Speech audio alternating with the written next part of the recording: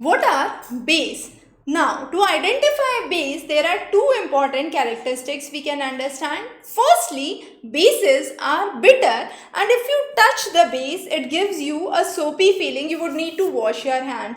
I have choline, which is a base here. I spray it on my hand, and definitely it gives me not a good feeling. So it is soapy in nature. Now, what are other examples? Toothpaste, shampoo, baking soda are other examples where we say base is they are basic in nature. Strong bases and weak bases, similar to acids, strong acids and weak acids, we also have bases which are strong and weak. Now, strong base note are similarly corrosive as the acids.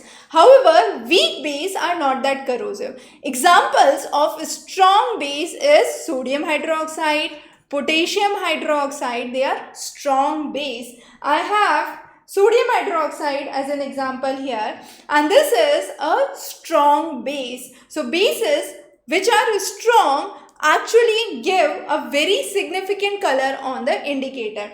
Let's understand with the help of an indicator. So this is a universal indicator. It has marking from 1 to 11, showing that those close to or less than 7 are acidic in nature, similar to a pH scale, and more than 7 are basic in nature. The ones which are basic would give you a bluish purple color. However, those which are acidic would give you orangish red color. Now, what I do is, I simply take one of the strips of this universal indicator and take choline as an example again, which is basic in nature, and spray it. As you can see, the color changes immediately to blue, indicating that this is a base. Now, also, when I talk about base, we need to understand that these bases are explained either as strong base or weak base. So strong base, we already gave you the example, sodium hydroxide, potassium hydroxide. Weak base, what would be the example? Weak one. So magnesium hydroxide. Then you have ammonium hydroxide. Ammonium hydroxide is also used in fertilizers. Then we also have copper hydroxide. So these are all examples of weak base. Coming on next is base can dissolve in water. They cannot dissolve in water. Those base which dissolve in water are called as alkalis. What can be alkalis? Sodium hydroxide. Then we have potassium hydroxide. All these are alkalis because they have a tendency to dissolve in water. Now, base can react with acid. In the first example, we have ammonium hydroxide reacting with hydrogen chloride to form ammonium chloride, which is a salt. So there is a base which is usually the OH group. Then we have the acid, H plus ions.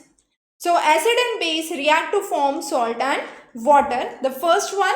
The second is metal, which is zinc. It can be aluminum or any other metal, reacts with base. Now when metal reacts with base, there is formation of the salt. Now what salt is formed here? The salt which is formed here is sodium zincate.